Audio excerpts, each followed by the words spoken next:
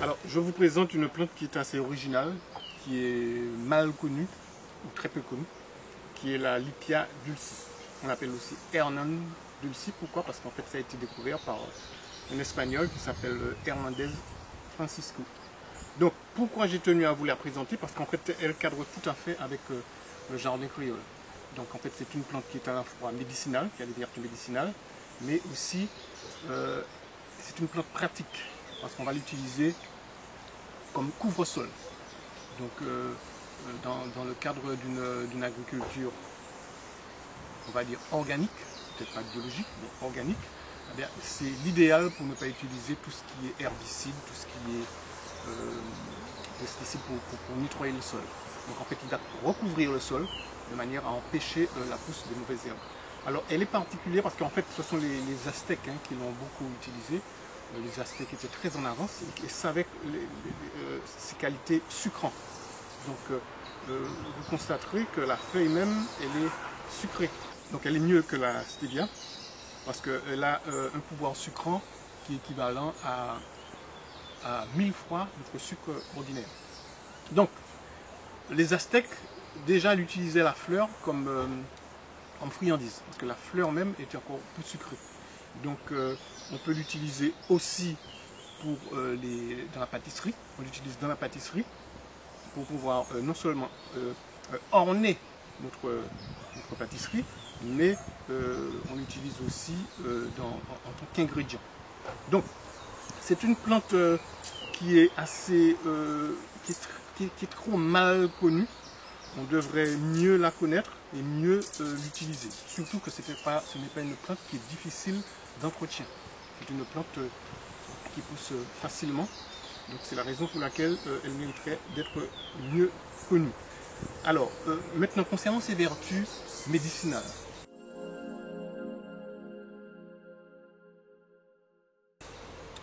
C'est une plante qui a énormément de vertus médicinales. Je vais parler déjà du côté énergisant. C'est une plante énergisante. C'est une plante qu'on va utiliser en infusion. En infusion pour traiter justement tout problème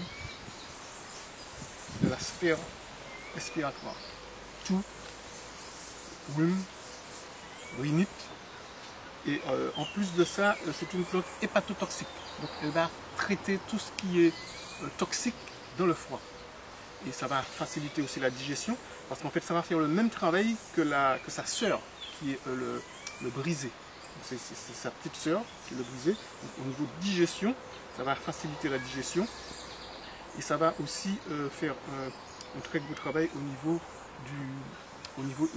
cutané. Donc on va aussi l'utiliser pour les problèmes cutanés. Donc c'est une plante qui en fait va rejoindre toutes les petites plantes que nous utilisons aujourd'hui, qui est la brisée, la citronnelle, la barbadine. Donc en fait, c'est une plante qui devrait normalement se trouver dans notre jardin créole. Et je suis assez surpris de ne pas la rencontrer plus régulièrement.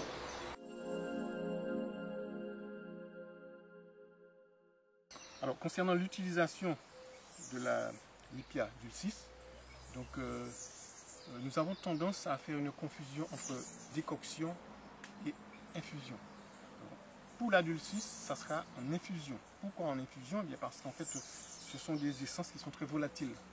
Donc il ne faudrait pas non plus laisser diffuser trop longtemps. Donc il faut d'abord, on ne va pas faire bouillir l'eau, contrairement à ce qu'on dit, il faut faire frémir l'eau. Quand il y a des toutes petites bulles, on fait frémir. Et une fois que l'eau a frémi, on éteint son feu, on lave ses feuilles avec de l'eau vinaigrée, ensuite on rince avec de l'eau courante et on immerge tout le feuillage. Il faut que ce soit bien immergé et surtout bien recouvert. Très important que ce soit bien recouvert, sinon toutes les essences risquent de partir. Une fois que c'est recouvert, on laisse à peu près, alors pour la feuille de dulcis qui est très volatile, pas plus de 10-15 minutes. Et puis il y a d'autres essences qui vont demander un petit peu plus. Par exemple, un thé de bol d'eau va demander à peu près une demi-heure parce que la feuille elle est un petit peu plus caduque, plus épaisse. Donc en fait, c'est à chacun de voir. Et concernant la décoction qui n'a rien à voir, la décoction ça concerne les racines et les écorces. Donc là, il faut beaucoup plus de temps, il faut faire bouillir carrément, recouvert de bouillir. Alors concernant notre fameuse Dulcis Lipia, eh bien, c'est juste une petite infusion de 10-15 minutes, ensuite découvert, et lorsqu'on l'a découvert, l'erreur que nous faisons très souvent, c'est que nous jetons toutes les gouttes au sol. Et il y a eu de la vapeur, donc 70% des principes actifs vont se loger sous le couvercle, donc il faut bien secouer, mais à l'intérieur. Donc c'est cette erreur que nous faisons. Et à ce moment-là, on aura une tisane qui sera au moins à 80-95% de son essence. Donc là, il est important de bien faire la différence entre tisane et décoction.